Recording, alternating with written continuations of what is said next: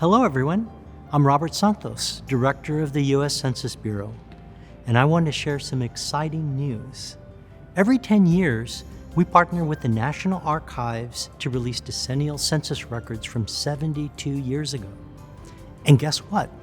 The population records from the 1950 census are open to the public today. Since 1790, census data have painted a vivid, vibrant portrait of America. While the decennial census is constitutionally used to determine congressional apportionment to states, the completed forms can give us a unique peek into our nation's past, to the delight of historians, genealogists, and to all of us, the public.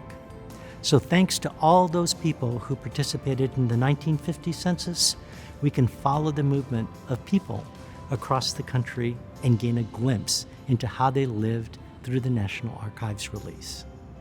As for me, I'm looking to see the forms submitted at the house where my abuelita, my grandmother, lived on Parsons Street in San Antonio with my parents, my aunts, and my uncles. I'd love to compare the 1940 and the 1950 census forms for that address to see how the family finally dispersed. Just as it was in 1950, the decennial census is still the nation's benchmark for our people. You can use data from the most recent census as a current portrait of America to compare to this historical data.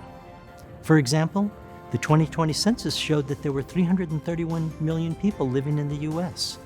That's more than a twofold increase from the 152 million people who lived here in 1950. Of course, a lot of other things have changed in the last 7 decades. In 1950, the census takers went door to door to count people in person. In 2020, households responded on their own, either online, by phone, or by mail.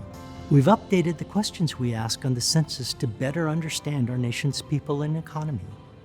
And this is just the second time that census records have been released online. But one thing that hasn't changed is our commitment to confidentiality.